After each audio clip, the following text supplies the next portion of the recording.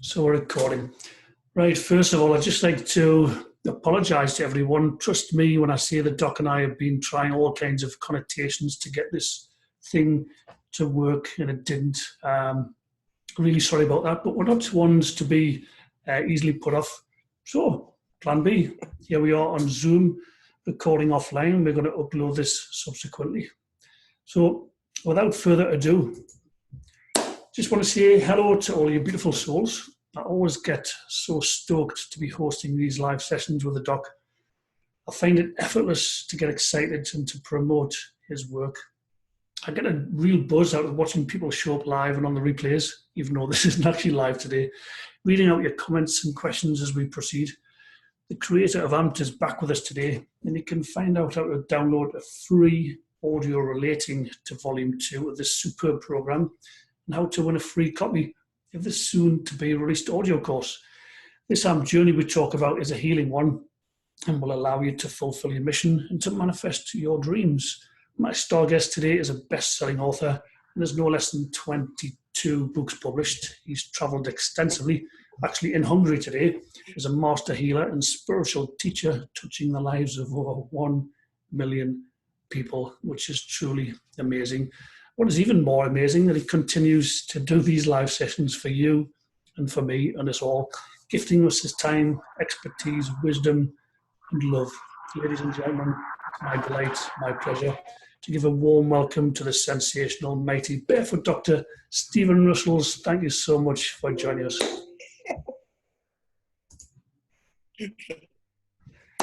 Thank you, sir. What a lovely intro. They get better every time. They're better every time. Thank you. I'm doing this. I love doing this. Connecting with everybody. That's what it's all about, isn't it? It is. Nice one. It's so great to see you. You're looking well. You've got the sunlight on your face. You know, quite often you're in the studio and you're a little bit further back. So nice one for being here. We made it after all. So I just want to start by asking about Volume 2. Obviously, you launched a competition on the 3rd of this month. The full version is ready to be launched on the 25th, I believe, or the 26th, 25th? 25th, yeah. So I just want to ask how the competition's going and how people can actually sign up if they haven't already, enter the competition and download the free bonus audio as well to ramp up their manifestations. Well, you have to forgive me. I've not looked at the website to see it myself because I've been so busy, but you go on the website, barefootdoctorworld.com, and it will have it on there. If you go into the music, the sound, brain entrainment technology menu, go onto the AMPED page, it will have it all on there. You just enter the competition. There's 3 prizes. There's the first prize is you get it free, the second prize you get it at 50% discount, and the third prize, I can't remember what, something like a good discount. What a businessman, eh? But you get a really good free track with it if you just by entering, that I made with a lot of love, called AMP Magic, and it works. It's a fun track, but it's got a lot of subliminals in there about being able to do the magic you want to do, because the whole thing's about, it's an entrainment in how to become a Taoist magician, which is where it all started for me, this whole Taoist thing. I went to Hong Kong when I was 19, just on a whim, I suppose. It was an impulse. And in those days, travel wasn't quite as easy as it is today. And you know, cultures were extremely different. There wasn't that sort of homogeneity that you get these days that makes it all easy and stuff. So I'd heard about Taoist magic as a young hippie in London, and it had really struck me. Well, I really want to learn that Taoist magic. That sounds like fun. And you know, I'd researched it a little bit. In those days, there was no internet, so the little bits of information I could get, it just sounded really authentic and proper, and not nonsense at all. Enough to get me to fly over to Hong Kong, and there I was, suddenly really regretting it, because I was only 19, and I'm standing there. I can't remember the name of the street on Hong Kong itself, rather than Kowloon, and I found an electrical shop that was selling. Back in those days, they had these cassette players, and it was a Sony cassette player.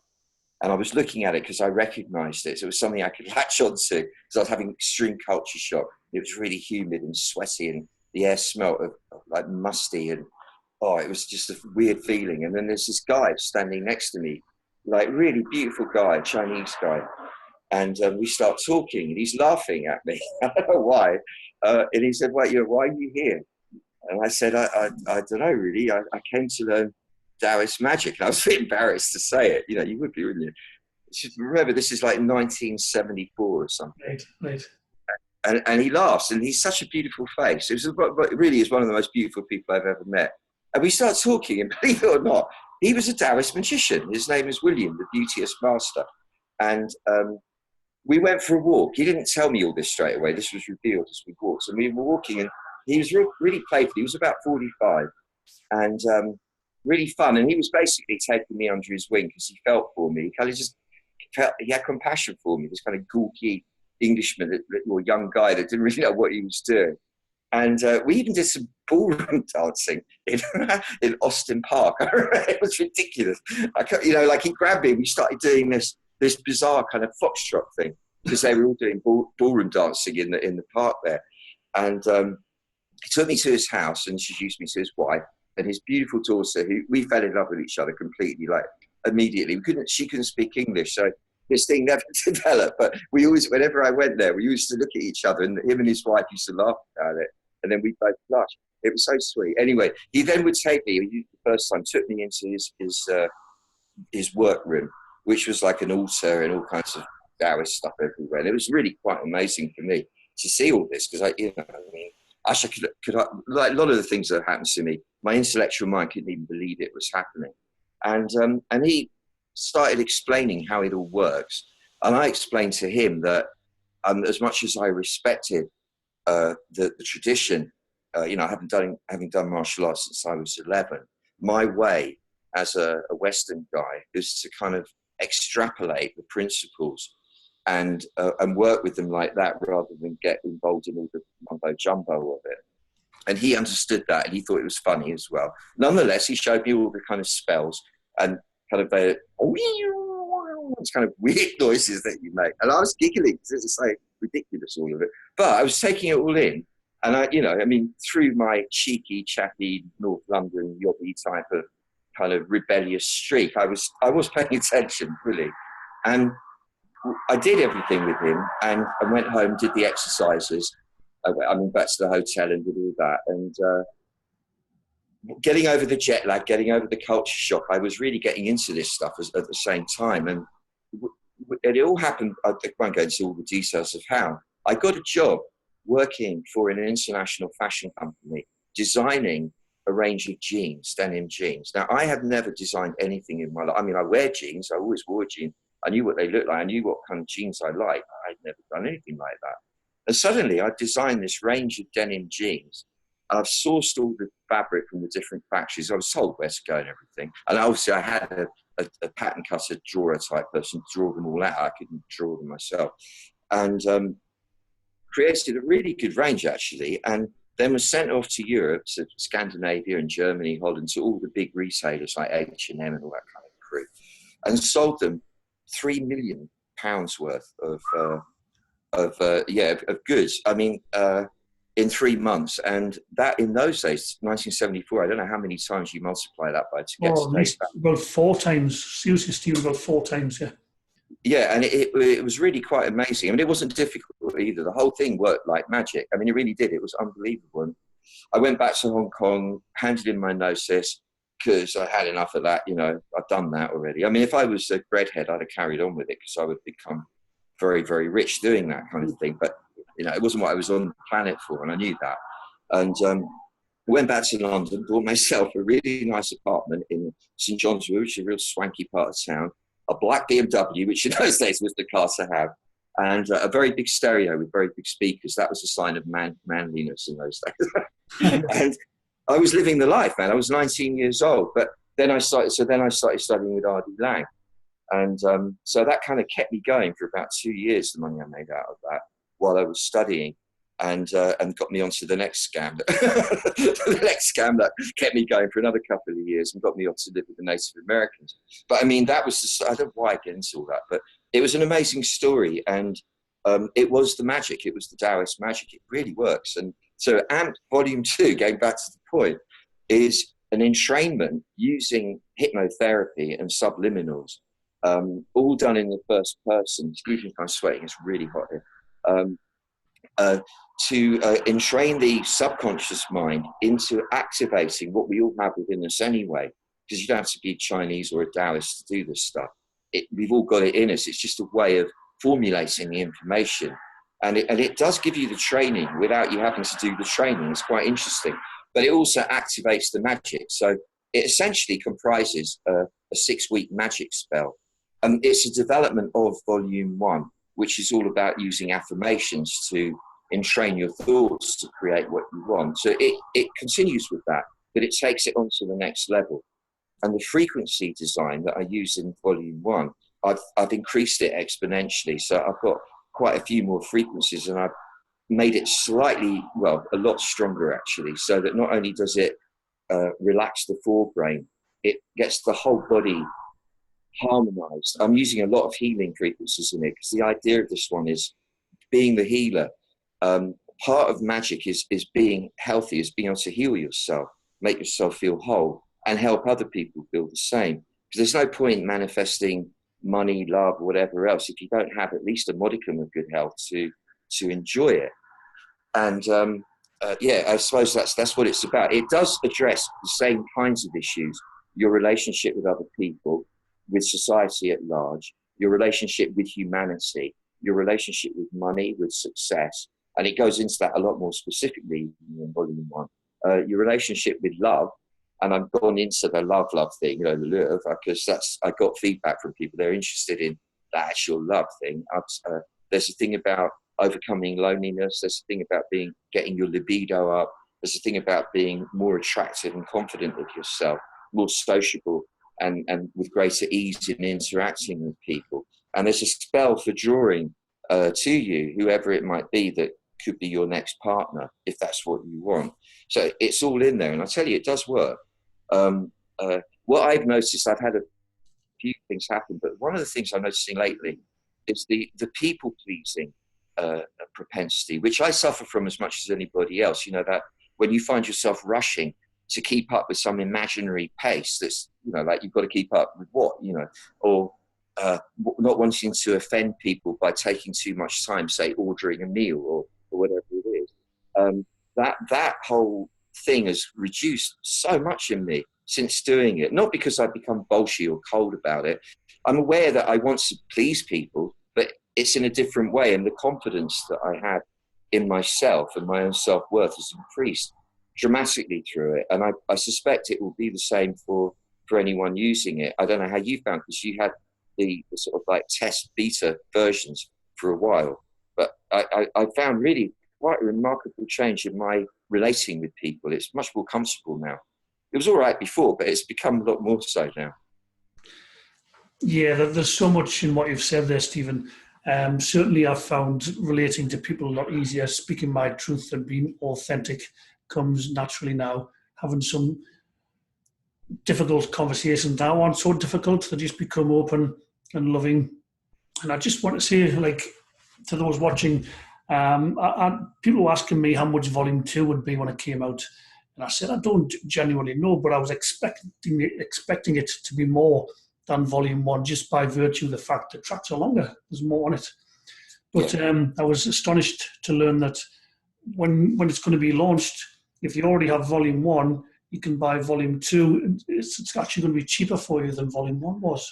So Volume 1 was $424. And then Volume 2, if you've already got Volume 1, will be $375, I do believe, which is astonishing. It also proves that you aren't in it for the money. It also proves that you want a marketing machine, you want a marketing guru, or trying to sell, make something out to be more than it is.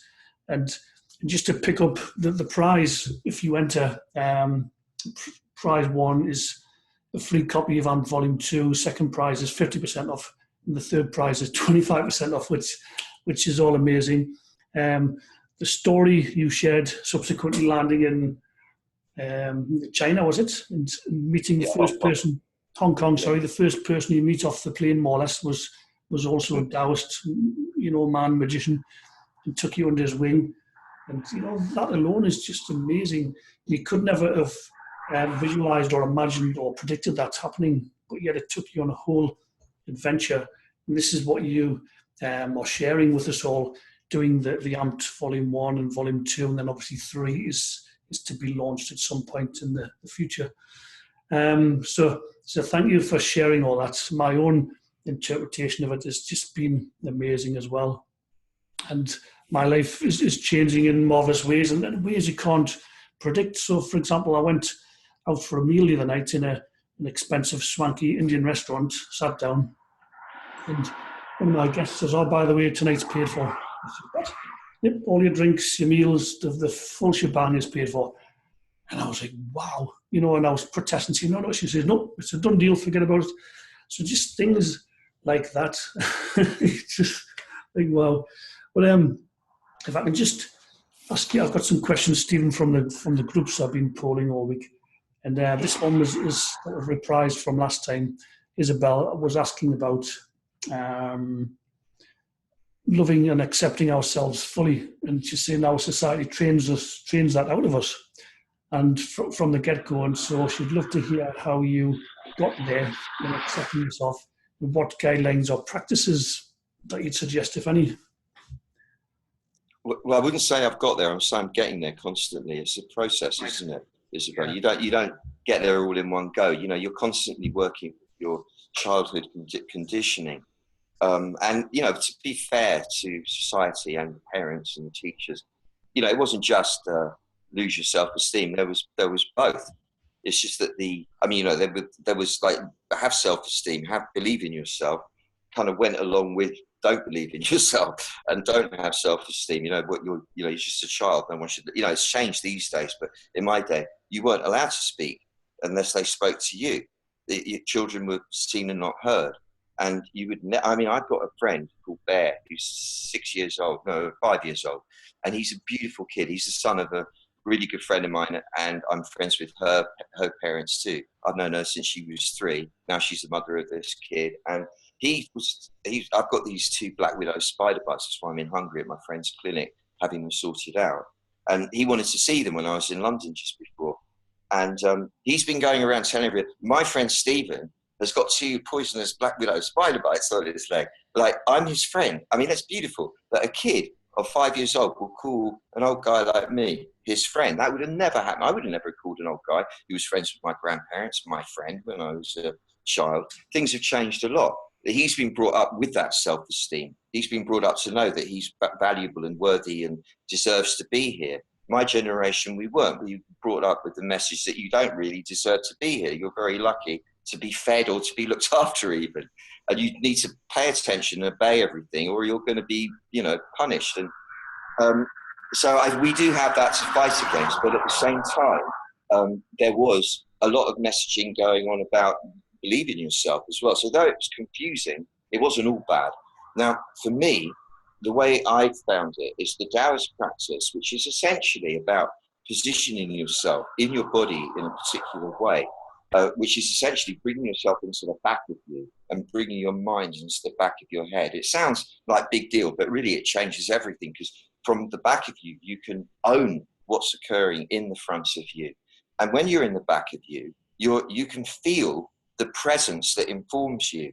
Now, this presence that informs you is what the Taoists call the Tao, which we would call God. I hesitate to use the word just because we've given it so much coloration, and with the anthropomorphization of it and so on, and all the stories that go with it, and people get confused. But we're talking about the divine presence that informs this entire universe, the consciousness that is present in everything and everyone, in DMT, dimethyl, my brain's going, dimethyltryptamine, which is, I think, I've forgotten what the words are. But anyway, it's the hormone of consciousness that is present in every bit of wood, in every fruit, in every spider, in every person, throughout the universe. And that's the Tao. When you feel that the Tao in you, you realize that if it has chosen to manifest itself, express itself as you must be worth it. You've got to be worth it, or it wouldn't bother. So just on that basis, you have self-esteem because the Tao, the God, whatever you want to call it, has chosen to manifest itself as you. Therefore, you are essentially the Tao. And how can you not have self-esteem if you're the Tao? Now, all this as an intellectual concept is very sweet and makes sense, but what happens when you lean back into your body and you learn to remain back there, which incidentally the amps all the way through is giving you that message subliminally all the time. You know it. You just know that you are that. And knowing that you are that, you're no longer referencing your value by how other people are treating you. You stop looking to other people to validate you. And you learn to be validated by that. And then what happens is other people start validating you. So you stop striving to get, in that narcissistic way, to love me, tell me I'm great, tell me I'm great. Obviously don't stop. I'd still do a bit of that. We are human. But it becomes so small compared to the inner knowing that, yeah, of course I deserve to be here. I'm worthy of being here. I'm an instrument of the Tao, and therefore I'm worthy of being here. And my mission to spread this awareness and spread my love and my joys and my kindness to everybody makes it all feel completely worthwhile. And that actually is really the key. When we're thinking of self-worth, we're usually thinking of it in relation to other people. We're comparing ourselves to other people. That's basically narcissistic. When you flip the picture so that your mission is to help other people feel good about themselves, wherever you go, to help people, make them feel loved, make them feel beautiful, whatever it is you decided to help them with, your focus becomes on what you're giving them rather than how they're viewing you. And all of that narcissistic consideration goes out the window. So it becomes not even an issue of self-worth anymore. It's a given. I hope that kind of answers it in a way. Beautiful answer. I loved it. So inspiring, uplifting. No, it answers it fantastically. So that one's for you as well. I've got a question, Stephen, and it's about growth phases. And specifically what I mean by a growth phase is, when the magic seems to leave you, the flame burns out, you don't seem to be connected spiritually, even though you are, but you just feel like you're going through a barren phase, the deserts. I just wondered, twofold, what your experiences of these growth phases are and how best to navigate them, because you can feel like giving up, you can feel impatient. When's the magic going to come back? So I just wondered if you could talk about that a little bit, please. Well, one thing is that I've noticed, not just with myself, but with everyone I've ever helped, is that we seem to need to get to that point of absolute despair where I just can't do this anymore. It's just like, I can't, not the self-pity, I'm like, poor me, why is this happening? That's just a distraction. But to the point where I really cannot go on anymore. I don't know what to do. And at that point, that's when the grace comes in. That's when it flips around. There has to be, it seems, that acknowledgement that I don't think I can do this anymore. What do I do? And at that point, you're talking with the Tao. And then it steps in somehow and it turns things around. So even taking that romance out of it, the idea of the yin and the yang, when the black fish gets to its zenith and it's all black, there's that tiny little white dot in the middle of it that it then flips into the beginning of the white fish, and then the white fish gets bigger and bigger and bigger, and there's that tiny little black dot in the middle of the white fish, and then that flips over into the black again. So there's the yin and the yang constantly cycling. So when something reaches its zenith or its nadir, it will flip into its opposite of itself anyway. And we have to learn to trust that. I mean, the Taoist philosophy is very insistent on understanding and appreciating the cycling of the yin and the yang. Because once you get that, once you start to observe how that's working, you stop clinging to the good times and you stop avoiding the bad times, because you know that one will automatically transform into the other when it reaches its zenith anyway. And also that whatever is going on, however dark it looks, there will always be that little white dot in it. There'll always be the silver lining in every cloud. And there'll always be the cloud in every silver lining as well. So there's the awareness not to get overexcited when things start going your way, because it's just a movement, and not to get too freaked out when they don't go your way. And this has really helped a lot by being in the back, because from there, it's like when you stand on the middle of the seesaw when you're a kid, and it goes up and down either side, but you're not getting thrown by it because in the middle, pretty stable all the while. You feel the fun of the movement, but you're not being tossed up in the air or down onto the ground by it.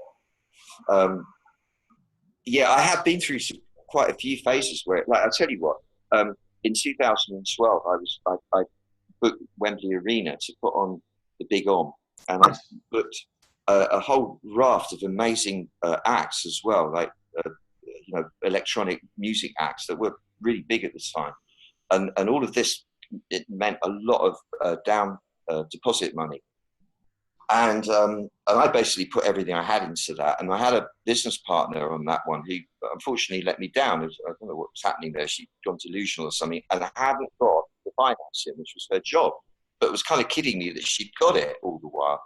When it finally came to the crunch and I had to start paying out, there wasn't the money there. And it was like, oh God, what do I do? What do I do? It was the most despairing moment. And it was only a moment. And in that moment of, oh, what do I do? Where it's completely, the voice said, don't give up here. Don't give up. Don't give up. Phone someone. And I knew who to phone. Suddenly I remembered a friend of mine who deals in festivals. Phoned him up and he goes immediately, don't worry about that. I'm going to put you onto these promoters. They'll do it. I said, but we've only got 3 months left to go. He goes, don't worry about it. They'll do it. Anyway, I go and see these promoters. They're really excited about it. I couldn't believe it, really. I think, wow, that was a beautiful turnaround. Yes. Anyhow, I'm going with it, and I'm going with it, and I'm going with it. And on the day, it was my birthday, I had to go and sign the contract. I happened to be on my way to Australia that afternoon, just for the weekend, believe it or not, to teach a workshop. And I was all getting ready to do the journey and everything. And I go to the place and I'm really excited. I'm going to sign the thing. And all the faces were really long. And their management buyout deal that they were involved in had fallen through the day before. So they couldn't go ahead. It was like, happy birthday to you. And honestly, it was like, oh, wow. All right, okay. So somebody told me about some guy who was like a Christian evangelist type guy who would have paid for it if I changed it from the Big Om to the Big Christ or whatever. And I not that I don't love all that, but I couldn't do that because it wasn't what it was. So I had to let it go. And instead, because dealing with agents of all these acts is really difficult, agents are hard, I couldn't face doing any more kind of negotiating to make it in a smaller venue in London or whatever. So I went for doing a charity event in a place near Brighton that friends of mine used to run, a hippie place called Zoo. And we ended up doing an event for 400 people. It was remarkable. I mean, it was amazing. And we built an orphanage in Sri Lanka out of the proceeds. I lost 120 grand basically, but and that was a lot. It was kind of hard to come back from that, but I was all right. I'm still alive. I'm still going. Life carries on, and we did some good. Maybe the whole thing was all about helping these kids. I'd like to think that, and I'm sure good karma comes from that. Not that that's the point, but life goes on, and it's been great fun. Nothing collapsed. The whole thing comes to an end at that point. Life become more beautiful, really. I don't know if that's really a good example, but that thing of just keep going. It'll be all right. It'll be all right. It'll be all right. And I'm helping people stuff all the time. I've got, bless her, I've got this woman that I'm helping who's getting near pretty much at the age where it's hard to have a child. And she really wants to have a baby so badly. She's wanted it for years. One relationship after another hasn't worked. And then they're telling her that she's got to the point where it's too late to freeze her eggs and IVF's going to be dangerous and blah, blah, blah. And she's really, really in a state. And I'm constantly saying to her, look, you've got to have faith. You've got to look at the positive in it and just relax and trust the journey. Your agenda isn't as important as the agenda of the Tao itself.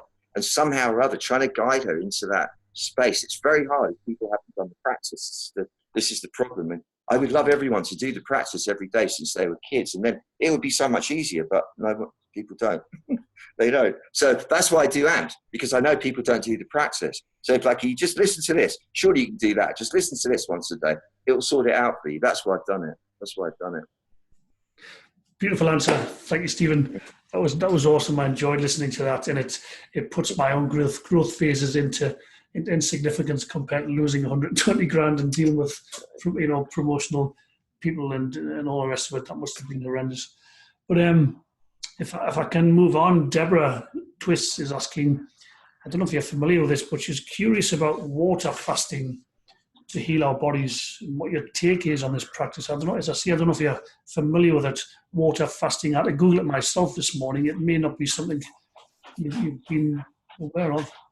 Yeah, but I don't know how long she's doing it for, but I did the longest one I ever did. It's not that big a deal. It was 4 days. No, it's 3 days. Sorry, a 3-day water fast, and it was amazing. It was really, really beautiful. I was very hungry for a couple of days, or a day and a half, but the clarity and the health that I got from it were astonishing. I personally, I prefer a 4-day apple fast, but it I don't know why. Also, the peptic acid helps clear out the cholesterol, and it helps the liver a lot. But yeah, no, I'm all for fasting, as long as you know what you're doing and don't go stupid with it, because people do get ill from overdoing it. Yeah. Oh, that's good. I must admit, I wasn't aware water fasting was a thing. I knew obviously fasting from food, but not water fasting. I think, wow, that seems so go against the grain, because I drink water. Oh, I'm sorry. Do you mean not having water? Yeah, water fasting. Yeah, unless you means just drinking water as opposed to food. I don't know, to be honest. Well, that's what I thought you meant. If that's what it is, then yeah, great. If it is, I've never heard of that, and I think you'd be probably a bit nuts to do that. But what do I know? Yeah, maybe that's what it is. Maybe I misunderstood a question. Just water fasting, as in just fair enough. Because that makes sense. Because what I was reading was it rebalances your glucose, insulin levels, and all that sort of thing. So yeah, okay. Yeah, good for diabetes. Yeah. Thanks for that. Let's see what else we got. Judy's asking. It's just talking about when you're doing visualizations and energy work of going up the spine, over the head, down the front of the spine, between the legs and up the spine again, and repeating that 9 times. Another is breathing in through the center of the chest as if breathing through a straw. Another one is visualizing a circle going round and round counterclockwise, dispelling illness, while at the same time visualizing a circle going clockwise, drawing in health, wealth, etc. So that could go on and on. But you'd like to know how that enhances the high, and the energy flow. Wow, that nice question, Judy. Well, I mean, when I was studying Tai Chi from Dr. Chi, and then when I went on to do Chinese medicine, it was always considered to be the very root of all of it. You had to have that microcosmic orbit rolling, i.e. the one where the energy comes up the back of the spine, down the front of the spine. You also had to do the harmonizing the fire and water, the dragon and the tiger. The dragon is the water and the tiger is the fire. The dragon is the serpentine energy that flows through the belly that you ride, that's the flow. And the tiger is the explosive energy that you use when you need to take action. And that lives in the heart. And you had to harmonize those two by breathing in from the heart down to the belly, and then out from the belly up to the heart, and keep doing that up and down until you felt this kind of what do you call it? An essence that you generated, which you then let sit in the solar plexus in the middle there, and that's very important too. The reason that you do the energy up the back and down the front, well, there's many. One is that is the main yin yang kind of pathway of energy in the body.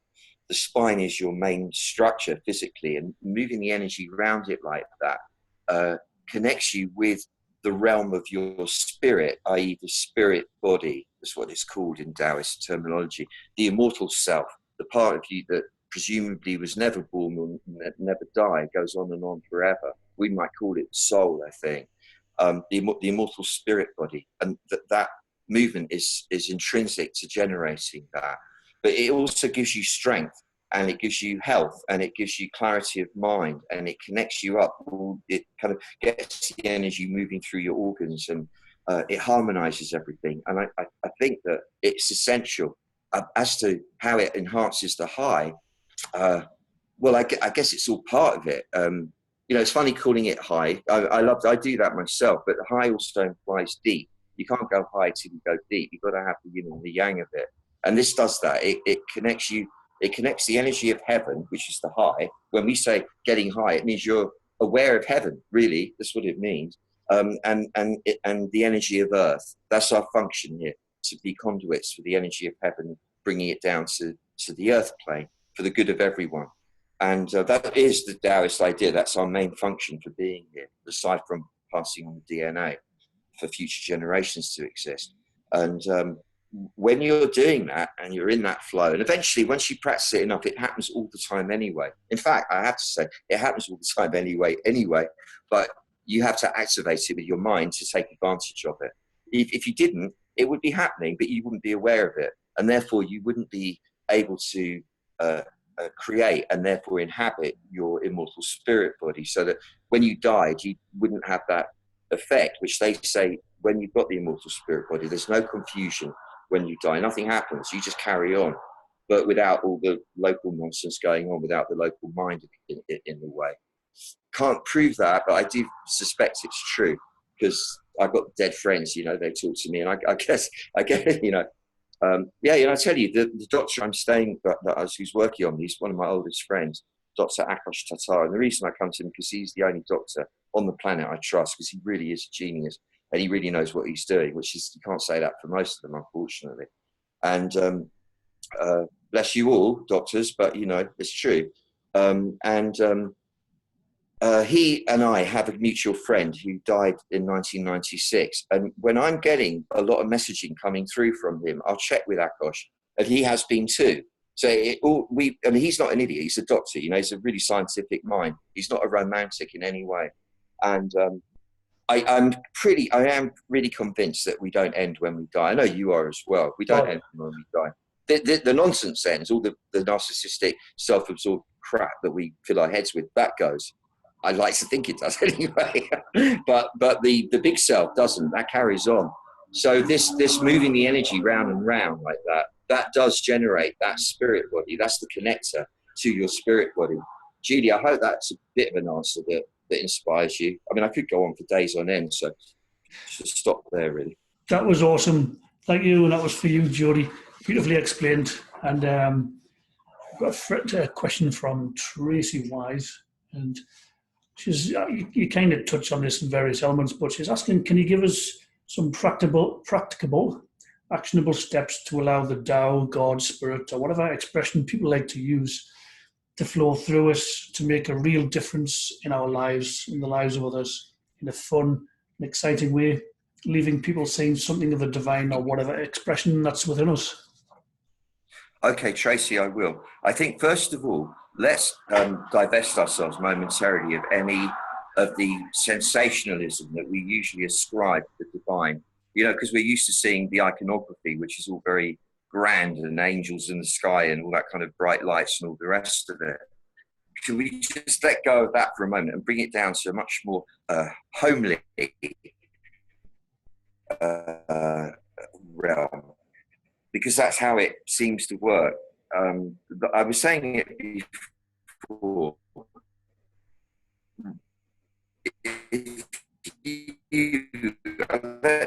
We'll do it. Let's do it now as an experience. You relax your body, you let your weight, especially succumb to the pull of gravity, which is what it wants. So our whole trend is to move up away from the ground. So this is doing the opposite. You're actually going, oh, what a relief. You're allowing all the weight to drop down and make contact with the floor that you're standing on. The slumping effect that might cause, you visualize a silver thread on the crown of your head being winched up gently towards the ceiling or the sky. And that gives you length in your spine. Then you drop your shoulders and you let your breastbone broaden out so that your heart has a little bit more room to breathe. Wherever you hold the neck, the face, the throat, the shoulders, the arms, forearms, your wrists, wherever. And you just give it the command, soften and relax, let go, let go, let go. And bit by bit, you feel your body softening. Then you pay attention to your breathing, because we make ourselves tense by holding our breath or breathing in a shallow, rapid way. Slow the breathing down and let the breath be kind of even and regulated, the in-breath and the out-breath at equal length, but make that length longer and longer. So the out breath goes on longer and longer. The in breath goes on longer and longer. And you become aware of the belly rising and falling as the breath comes in and goes out. And you start to enjoy the sensual experience of the breathing, the physical sensation of it.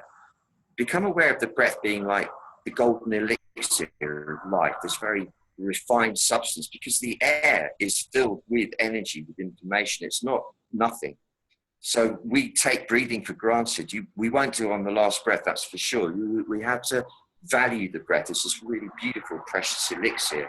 So you get this sense of breathing in the energy of the universe and then breathing out the old as an offering so that the new can come in. And it's like becoming aware of the next breath of life, the gift that life is giving you on each in-breath. And you let that all happen now on its own, don't have to think about it. Then you become aware that on the basis that our bodies are basically water vessels, you know, what is it, 76% or more water, and therefore it makes sense more towards the back. Otherwise you're front heavy, you're going to fall over energetically. So you learn to lean back a bit and let the water, the fluids of your being, collect more in the back of you. So you feel yourself in the back, which is somewhere we tend not to be. Now, the reason this is important is because the front of you is a very busy, noisy place. It's vulnerable, therefore it's insecure. You know, there's big spaces that are unguarded in the front, the throat, the belly, and so on. And therefore it is insecure. It's a fearful place. And we fill up that fearful place with fearful thoughts in the front of the brain. What could go wrong? You know, we worry ourselves, and then we react to the worry by getting tense in the belly. And it's a noisy place. The back of you isn't. There's nothing going on in the back, really. There's the kidneys, yeah. But if you can relax the kidneys, that's about it. There's nothing else really happening in the back. And it's relatively well guarded. You know, you've got the ribs, you've got the shoulder blades, the pelvic bones, the hip bones, and so on. So the back is a very still place, it's a silent place, it's a strong place, much stronger than the front. When you sit in the back, you feel silent, you feel strong, you feel still, because we acquire the qualities of whatever environment we're in. So you stop being noisy, and then if you can let your mind drift into the back of your head and sit leaning up against the rear wall of the skull, a bit like you're a racing driver, sitting right back in the bucket seat. You know, racing drivers don't lean forwards into the windscreen because they couldn't see the racetrack like that. They have to lean back to get a proper panoramic view. So you do that, you basically sit right next to everybody and then aware of the Tao inside the back of you, and you feel it there. There's nothing to do with belief, you don't have to imagine it, you don't have to visualize it, you don't have to think about it, you can feel it, you know it, that's what's there. You realize all at once that the presence that informs you, that's always informed you since you took root in the womb, is there. It's not at the top of the church, well, it is at the top of the church steeple as well, it's everywhere, but for you, it's inside you, in your back. And as soon as you start getting that, all the local noise of the human mind and all the self-absorbed thoughts and the fears and the comparing yourself to other people, all the stuff we do that gives us stress, that all falls away. And of course, because we're human, we kind of default back to the front again, you know, because we get drawn into the drama. But you learn to come back again quickly. And the more you do that, the more you're channeling God, the more you are God, you know, Tao, whatever you want to call it.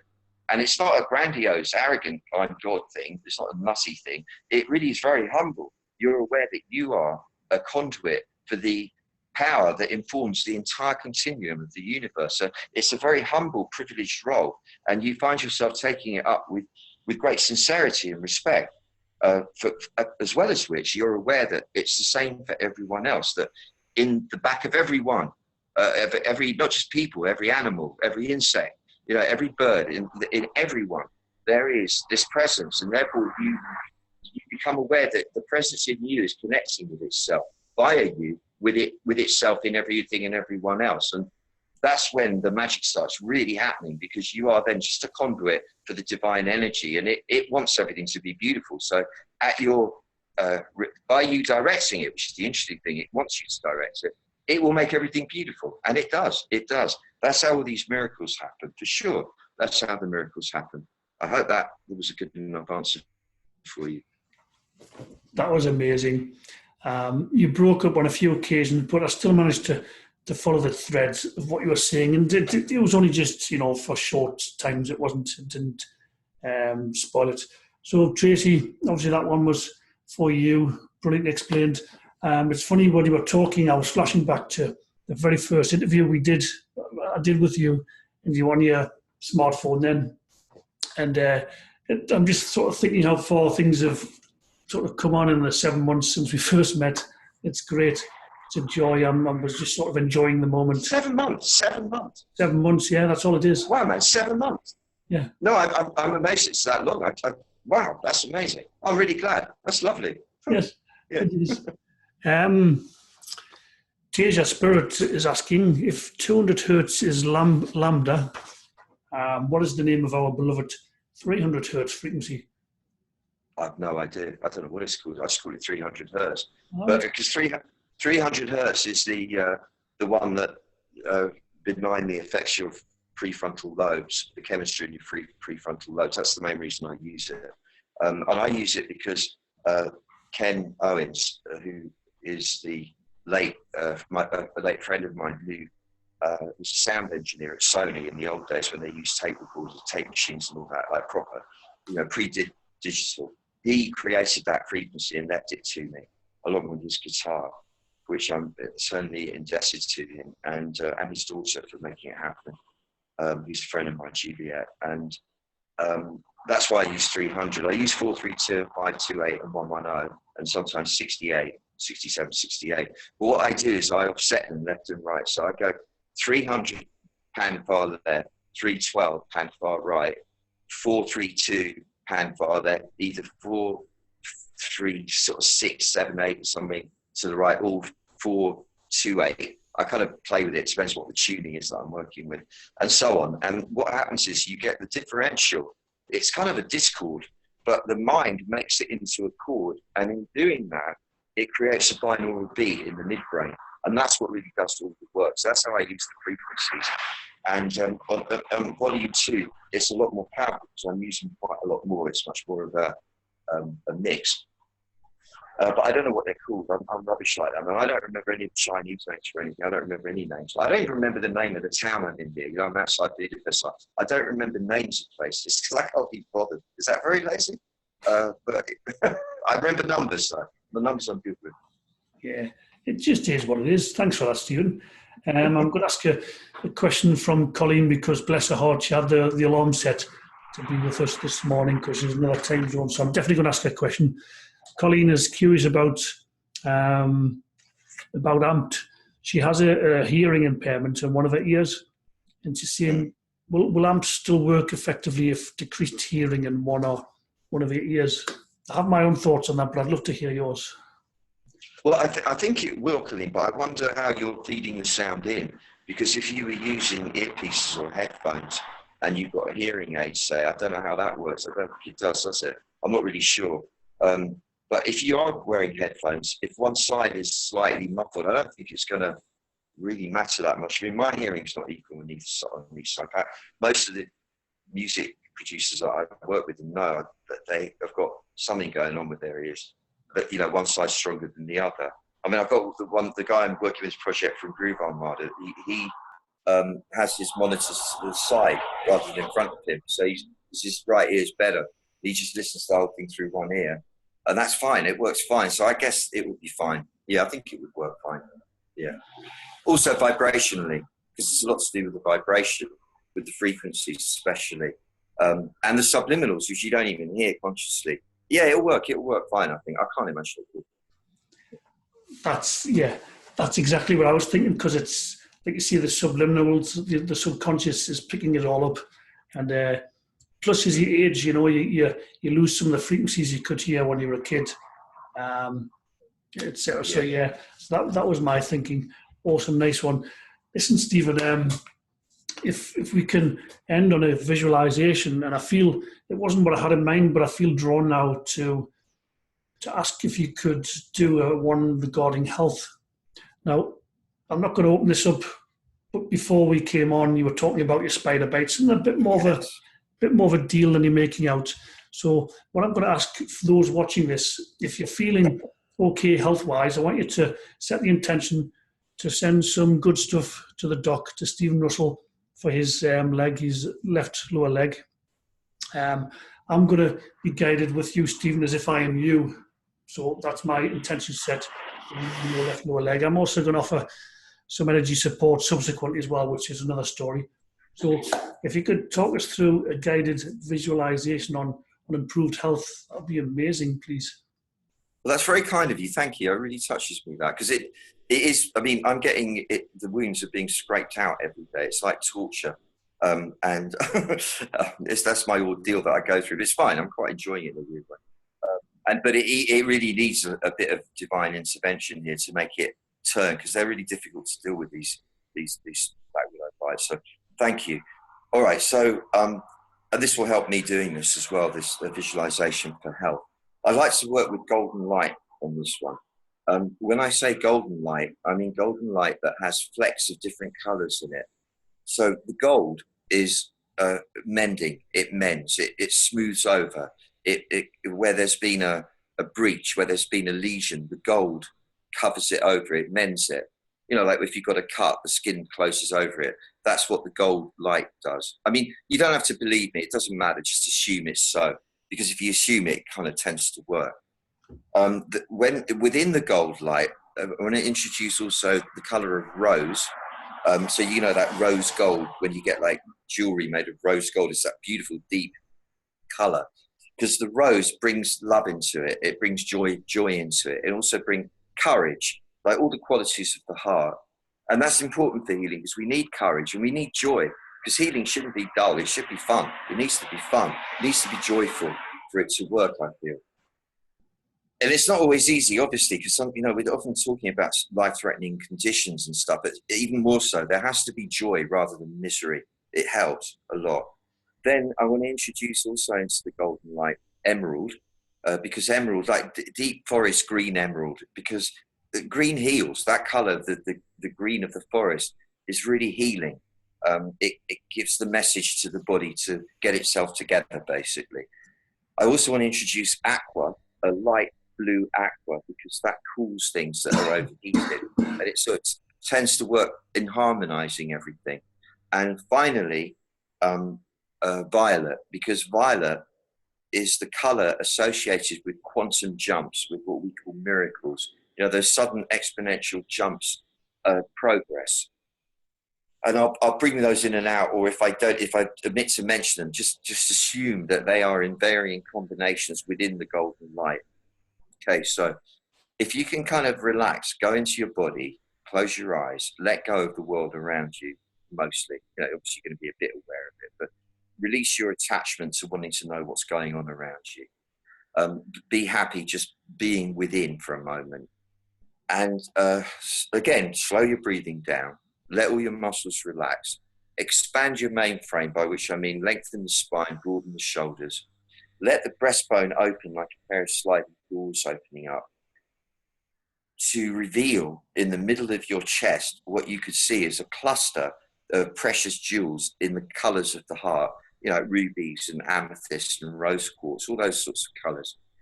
And they're shining, and the light coming out of them is very bright, and it's got a golden base to it, but it's very rosy colored, and it's circulating all around you, so that your entire sphere, the energy sphere in which you sit, is filled with this beautiful love color coming out of your own heart.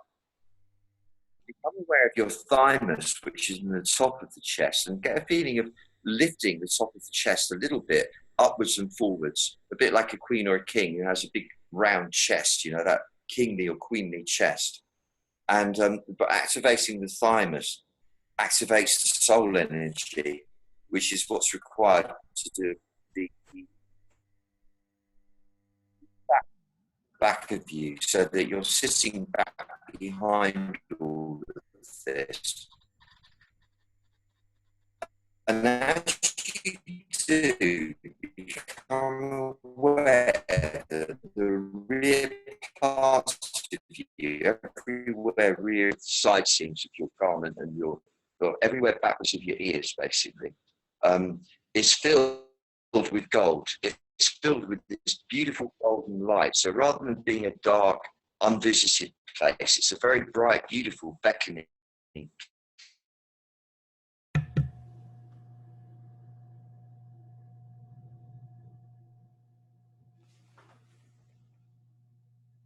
place. You've temporarily lost you, Stephen. And as you lean back into it,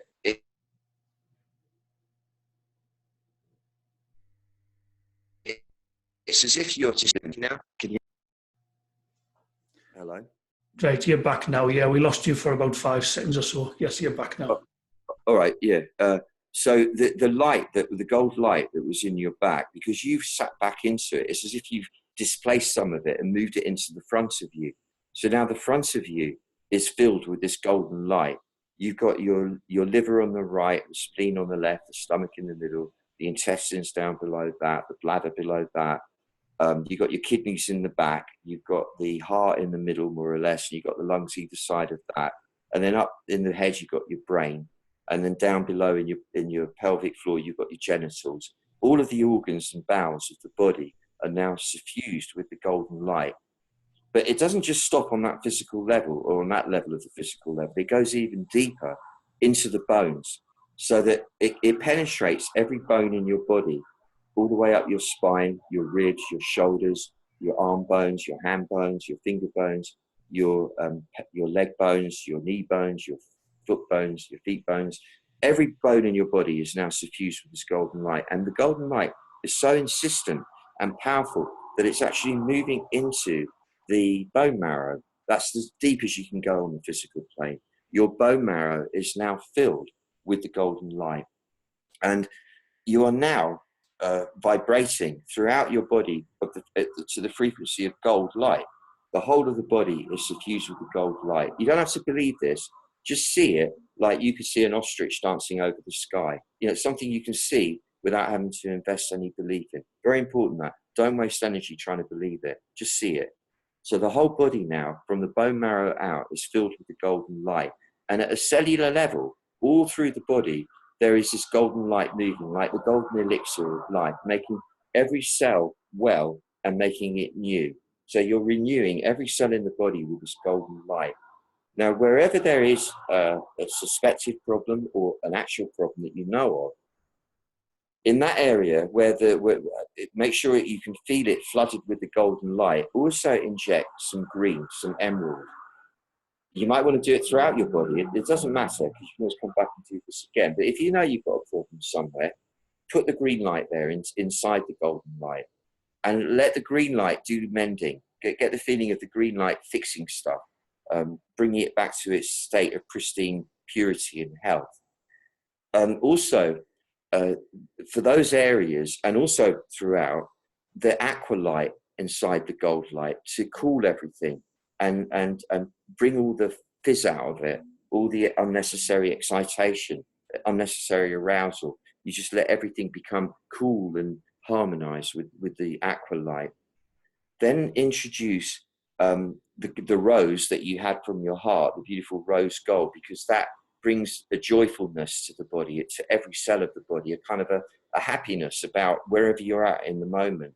I mean, even if, like, we're all dying, but even if you were dying very quickly or very soon, it's important, more important than ever, to be filled with the joy of life. It's really important to be filled with this joyfulness, this courage, this beautiful, vulnerable willingness to keep going. And also inject some violet. It's very important, the violet. And let the violet go to any part of the body that you feel might be a problem or that is a problem for you. Anywhere where you've got an ache or a pain, anywhere where there's difficulty in moving or processing food or digestion or liquids or whatever it is, it's something in the nerves, whatever you've got going on, bring violet into it as well, because what that does is it introduces the kind of miracle factor, the quantum jump factor, where you go from feeling one thing to feeling something completely better. than that in a trice. No time lag. And now your whole body is filled with this golden light, which has within it a beautiful aqua to cool everything and harmonize everything.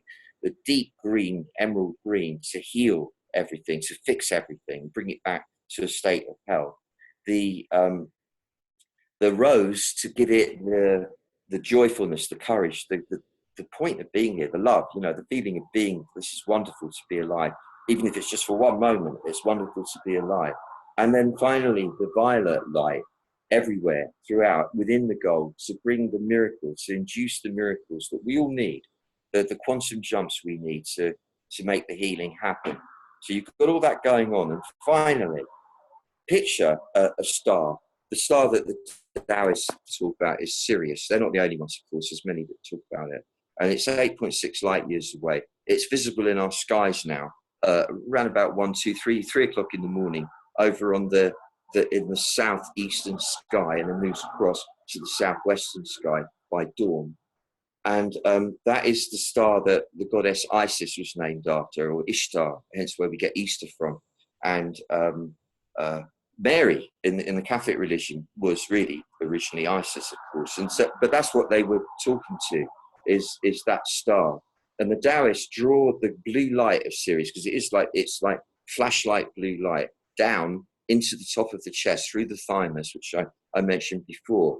And then as that blue light, that shaft of blue light from Sirius, or whichever star you want it to come from, hits down through the top of your chest, it works as a catalyst that activates the entire kind of field that you've been injecting with light, so that your healing intervention will bear fruit.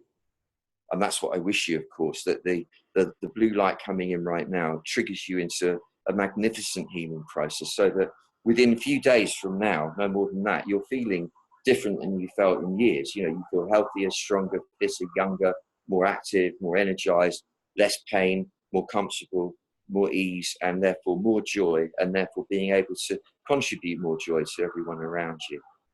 And that is the healing. Now, come back slowly, blinking your eyes, wriggling your fingers and toes, wriggling your ears and your nose, and just kind of feeling yourself come back nice and gently, and enjoy the feeling of the transition. But when you come back, stay in your back.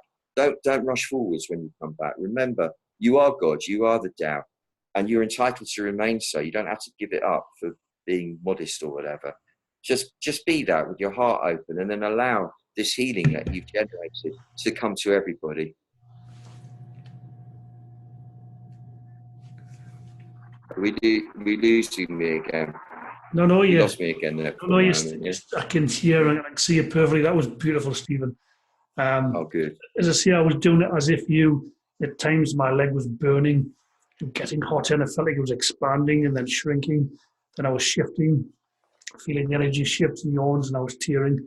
Then it was like stuff was draining from my left leg, and it just felt so powerful and beautiful. Thank you so much for that. I wish the same for everybody who catches this when I upload it to Facebook as soon as we're done. Stephen, thank you for sticking with us today. I know we had all kinds of issues getting to actually do this today, but we're not ones for giving up easily, so we're always going to make it happen one way or another. It's amazing to see. I love you, man. Thank you so much for doing this. Yeah, man, thank you too. You're beautiful, really, genuinely. Thank you for that healing. Thank you for all of it. So, hope you enjoy the rest of your staying hungry. I know you're there for medical reasons, but I hope you can have a bit of fun and a bit of... Oh, yeah, always, man. I'm having a great time. Right. I'm with one of my best friends. I love it. Right. Nice one. Yeah. Anyway, I'll talk to you soon, Stephen. I'll give you some energy support from now going forward, and I'll be in touch soon. Thank you. Take care. All right. Love you, man. Thank you. Love you too. All right. Bye.